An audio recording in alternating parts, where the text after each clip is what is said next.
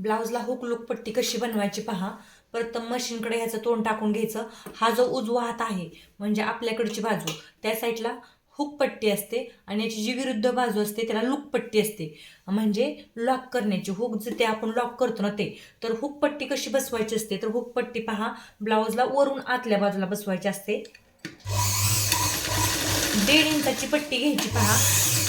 फक्त 1.5 inch double फोल्डमध्ये. Double fold म्हणजे पाहू शकता हे पहा असं डबल फोल्डमध्ये गळ्याच्या कडला जी निघते ना ती घ्यायची, म्हणजे शक्यतो आपल्याला जास्त त्रास होत नाही शिवण्यासाठी. हे पहा पट्टी लावून घेतली, एवढं फॅब्रिक गेलं. याच्यानंतर ही फोल्ड पूर्ण आत फोल्ड करायची आणि दापटीप मारून घ्यायची.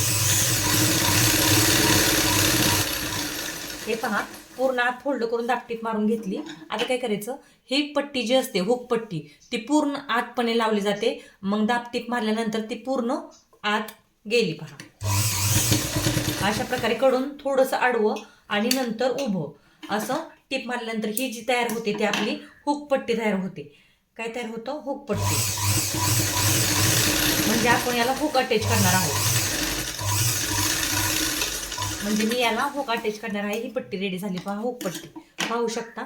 अशा प्रकारे हुक पट्टी रेडी केली मी. पूर्ण आत जाते ही 1.5 इंचाची पट्टी घ्यायची पहा. यानंतर आता इथं मी लूक पट्टी तयार करणार आहे. आता लूक पट्टी असते ती वरून आत नसते तर आतून वरती असते, कारण त्याला लूक पट्टी म्हणजे जी आपण हुक्स अडकवतो ते लॉक करायला लागतात दोन्ही पार्ट, म्हणून त्याला लूक पट्टी म्हणतात. लॉक पट्टी बनवते आहे आता मी लूक पट्टी. हे पहा जेवढं पाहिजे तेवढं ठेवायचं. डबल फोल्डमध्ये घेतलेली आहे 1.5 इंचाची. अशा प्रकारे प्रथम लावून घ्यायची. लावून घेतल्यानंतर काय करायचं पहा, याला उलट करायचं आणि ही जी आहे आपली शिलाई ती इकडं दाबायची आणि इकडं दाबल्यानंतर पहा हाफ करायचा. म्हणजे ही जी पट्टी आहे ती हाफमध्ये इकडं बसवून घ्यायची अशी. म्हणजे पूर्ण अशी नाही दुमडायची, तर ही अर्धीच पट्टी अशी अशी पहा अशा प्रकारे.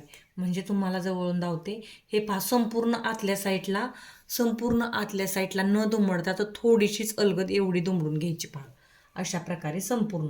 म्हणजे ही आपली जी टीप आलेली होती ती टीप यामध्ये इकडच्या साईडला तोंड करून टाकून द्यायची आणि पहा इकडच्या साईडला म्हणजे हुक आहे ते व्यवस्थित लॉक होतं. वरती एक आणि खाली एक असा 2 खुणा करून घ्यायच्या. जिथं आपल्याला लॉक बनवायचा आहे त्याच्या मधोमध एक आणि ह्या दोन्हीच्या पुन्हा मध्ये एक आणि ह्या दोन्हीच्या मध्ये एक अशा प्रकारे हे लॉक आहेत ना बनवून घ्यायचे. आता लॉक बनवताना पहा कसं करायचं. खुणा आखून घेतल्या अगोदर मी.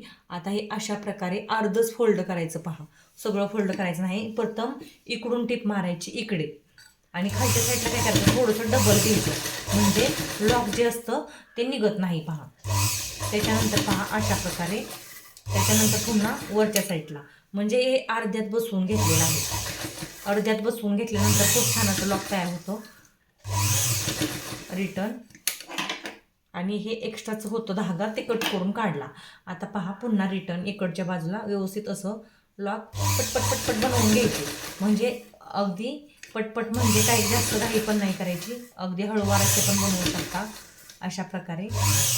अशा प्रकारे त्रिकोण शेपमध्ये जर तुम्ही लॉक बनवले तर ते ब्लाऊजला खूप छान राहतात.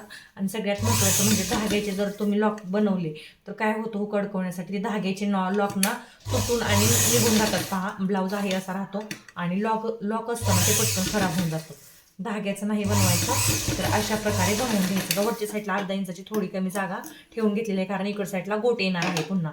आणि काय करायचं, लॉक पट्टीला कधी पण पहा डबल शिवायचं. म्हणजे डबल टीप मारायची.